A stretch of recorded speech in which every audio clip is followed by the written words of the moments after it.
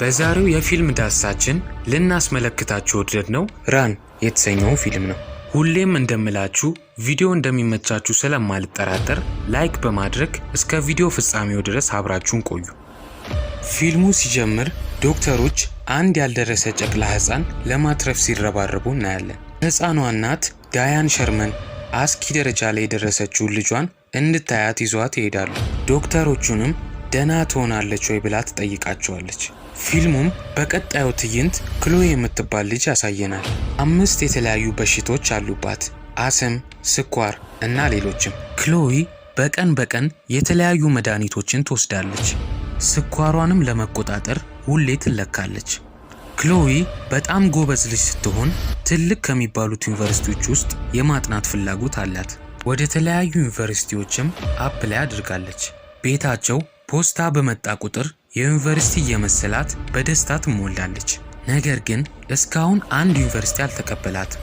አንድ ቀን ክሎይ ያጠናች እያለ የመኪና ድምፅ ትሰማና ማን እንደሆነ ለማየት ትሄዳለች። ጠጋ ብላ ስታይም እናቷ ከሱፐር ማርኬት ምግብ ገዝታ እንደመጣች ታያለች።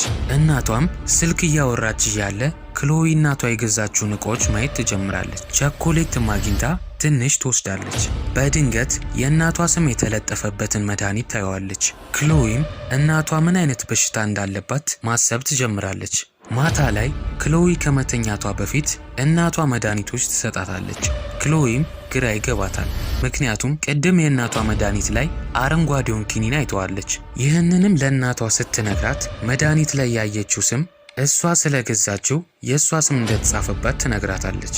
አሁንም ግራ የተጋባችው ክሎይ መድኃኒቱን ትወስድና ትተኛለች። በነጋታው ጥርጣሬዋ አልቶ ሲላት ከመደርደሪያው ላይ አንዱን መድኃኒት ትወስድና ለማየት ትወስናለች። ትራይጋክሲን የሚለውን ታይና ክሎይ ትደነግጣለች። ምክንያቱም መድኃኒቱ ላይ የተለጠፈው ስም የራሷ ነበር። ቀስ ብላ ስትለጠውም የእናቷን ስም ታያለች። ልክ ሲመሽ እናቷ ተመሳሳይ ኪኒን ይዛላት ትመጣለች። በአሁኑ ግን ክሎይ መድኃኒቷን ሳትውጦ ትቀራለች። እናቷም ከተኛች በኋላ ክሎይ በፍጥነት ስለ ኪኒኑ ለማጣራት ወደ ሳሎን ሄዳ ሰርች ማድረግ ትጀምራለች። ነገር ግን የኢንተርኔት ችግር በመኖሩ ሊመጣላት አልቻለም። ክሎይ ኮምፒውተሩን እየተጠቀመች እያለ የሆነ ሰው እንደሚያያት ልብ አላለችም ነበር። በነጋታው ክሎይ ወደማታውቀው ስልኮች እየደወለች ትራይጋክሲን የሚባለውን መድኃኒት ሰርች እንዲያደርጉላት ትነግራቸዋል። ትራይጋክሲንም ለልብ የሚወሰድ ኪኒን እንደሆነና በሚገርም መልኩ ግን ኪኒኑ ቀይ መሆኑን ይነግሯታል። ክሎይም እናቷ አንድ ነገር ልታደርጋት እንደሆነ መጠራጠር ትጀምራለች። ስለ መድኃኒቱም የበለጠ ለማጣራት ክሎይ እናቷን ሲኒማ እንድትወስዳት ትጠይቃታለች። ሲኒማ ከሄዱም በኋላ ክሎይ ለእናቷ መጸዳጃ ቤት እንድትሄድ ትጠይቃታለች። ክሎይም ሲኒማውን ለቃ ትወጣና ቅርብ ወዳለው ፋርማሲ ትሄዳለች። ቦታው ላይ ስትደርስ ረጅም ሰልፍ ታያለች። እንዲያስቀድሟትም ትጠይቅና ፋርማሲስቷን ስለ አረንጓዴው ኪኒን ትጠይቃታለች። ስለ ጥቅሙ ስትጠይቃት ፋርማሲስቷ ግራ ይገባትና ኪኒኑ ትራይጋክሲን እንዳልሆነና የመድኃኒቱም ስም ሬድ ኬን እንደሆነ ትነግራታለች። መድኃኒቱም በተለምዶ ለውሾች ነው የሚሰጠው። ክሎይ ይህንን በመስማቷ በጣም ትደነግጣለች። ሙሉ ህይወቷም ግልብጥብጡ ይወጣል። ክሎይም በቀጣይ መድኃኒቱን ሰው ከወሰደው ምን እንደሚያጋጥመው ትጠይቃታለች። ፋርማሲስቷም ይህንን መድኃኒት ሰው ከወሰደው ሽባነት እንደሚያስከትል ትነግራታለች። ድንገት ዳያን ትመጣና የክሎይን እግር ማደንዘዣ ትወጋታለች። ክሎይም ራሷን ትስታለች። በመቀጠልም እናቷ ወደ ቤት ትወስዳታለች። ወደ ቤቱ ስንመለስ ዳያን መጨነቅ ትጀምርና ክሎይን ክፍሏ ውስጥ ትቆልፍባታለች። በድጋሚ ሌላ መድኃኒት ለመግዛት ትወጣለች። ክሎይም ትነሳና እናቷ እንደቆለፈችባት ታያለች። ክሎይ ብልህ ልጅ ስለሆነች ብዙ ማምለጫ መንገድ ታውቃለች። በሚያሳዝን ሁኔታ እናቷ ይህንን ቀድማ ስለገመተች ከውጪ በሩን በእንጨት ዘግተዋለች። ክሎይም በቀላሉ እጅ አልሰጠችም። አንድ የጋለ ብረት ፎጣና ውሃ በአፏ ትይዝና በመስኮት ወጣ እየተንፏቀቀች ቀጣዩ ክፍል ትደርሳል። ብረቱንም መስታወቱ ላይ ከሰካች በኋላ ውሃ ስትተፋበት መስታወቱ ይሰበራል። ፎጣውንም ራሷን እንዳትጎዳ መስታወቱ ላይ በማድረግ ወደ ውስጥ ትገባለች። በድንገትም አስሟ ይነሳባታል። ስትመጣም መድኃኒቷ ማምጣት ረስታ ነበር። ክሎይም ትንፋሿ እየተቆራረጠ ወደ ክፍሉ መንፏቀቅ ትጀምራለች። ከደረሰችም በኋላ መድኃኒቱን ወዲያው ትወስዳለች። ክሎይም በፍጥነት ወደ ዊልቼሯ ላይ ትወጣና ወደ ሳሎን ለመሄድ ትሞክራለች። ነገር ግን ክሎዊ እንደ ሊፍትነት ደረጃውን ትወርድ የነበረበትን እናቷ ቀድማ አበላሽተዋለች። በቀጣይም ዊልቼሯን ተወረውረውና እሷን ማፏቀቅ ትጀምራለች። ነገር ግን እሷም ተንከባላ ከደረጃው ላይ ትወድቃለች። እንደወደቀችም ተአምር ታያለች። እግሮቿ መንቀሳቀስ ይጀምራሉ። ምክንያቱም ለረጅም ጊዜ እናቷ ትሰጣት የነበረውን መድኃኒት መውሰድ አቁማለች። አሁን ሙሉ በሙሉ እናቷ አንድ ነገር ልታደርጋት እንደሆነ ትደመድማለች። ክሎዊም በፍጥነት ዊልቼሯ ላይ ትወጣና ከቤት ትወጣለች።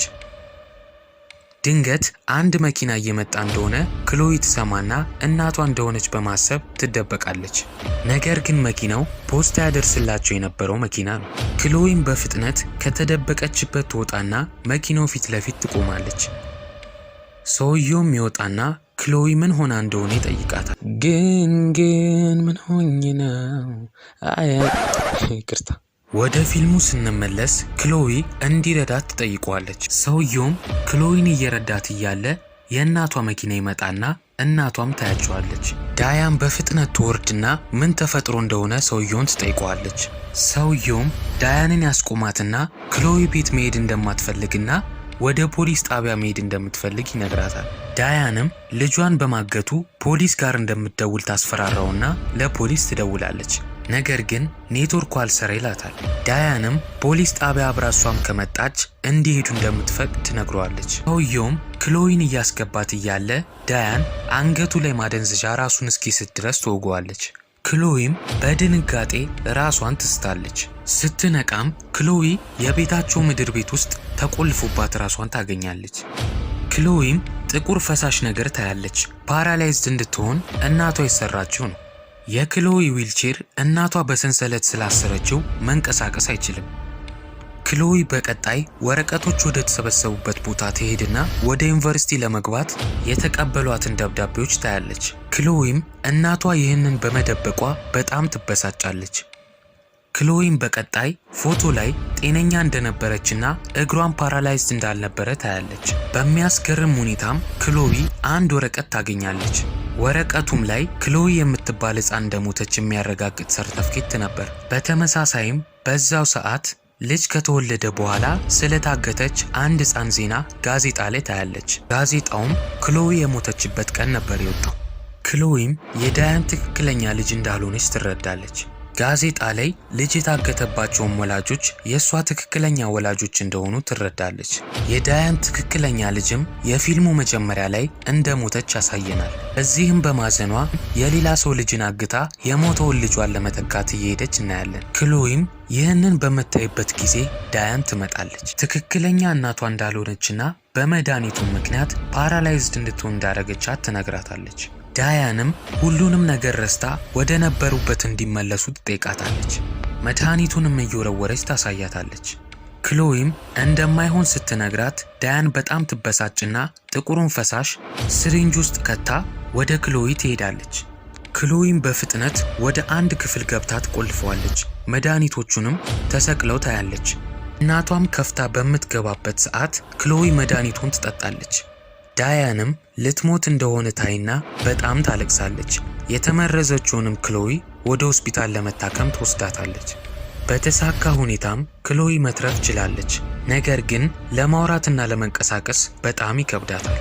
በመስኮትም ዳያን እያፈጠጠችባት አይን ላይን ይተያያሉ። ክሎዊም ወዲያውኑ ነርሷን በእርዳታ መጥሪያው ትጠራታለች። መናገር ስለማትችልም በአይኗ ለማስረዳት ትሞክራለች። ነርሷም እንድታስረዳት እስክሪፕቶና ወረቀት ትሰጣታለች። ቃላት ከመመስረቷ በፊት ግን ድንገተኛ ክፍል ይጠሩና ይወጣሉ። ነርሶቹን እንዲወጡ አላርሙን የነካችው ዳያን ነበረች። ብዙም ሳይቆይ ዳያን ትመጣና ሁሉንም ነገር ነቃቅላ ክሎዊን ይዛት መውጣት ትጀምራለች። ነርሷም ከተመለሰች በኋላ ክሎዊ መጥፋቷ ግራ ያጋባታል። ይህንንም በፍጥነት ለጥበቃዎቹ ታመለክታለች። ክሎዊ መናገር ስለማትችል ዳያን ያለምንም ችግር እየወጣች ትገኛለች። ተንቀሳቃሽ ደረጃውም ላይ ሲደርሱ በድንገት ጥበቃዎቹ ይደርሳሉ። ዳያንም ሽጉጥ አውጥታ ከልጇ ጋር ወደ ቤት መሄድ እንደምትፈልግ ብቻ ትነግራቸዋለች። አንደኛው ጥበቃ ዳያንን ይመታትና ከደረጃው ላይ ትወድቃለች። ክሎዊም በስተመጨረሻ ትተርፋለች። ቀጣይ ትዕይንቱም ከ7 ዓመት በኋላ እንደሆነ ያሳየናል። ክሎይም አሁን ወጣት ሆናለች።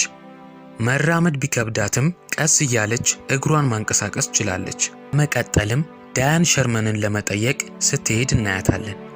ክሎይም ሕይወቷ አሁን ከእውነተኛ ወላጆቿ ጋር ጥሩ እንደሆነ ትነግራታለች። ብዙ ጓደኞችም አፍርታለች። ከምትወደው ዩኒቨርሲቲም እንደተመረቀች ትነግራታለች። በመጨረሻም እንደምትወዳት ትነግራትና ፊልሙ ያልቃል።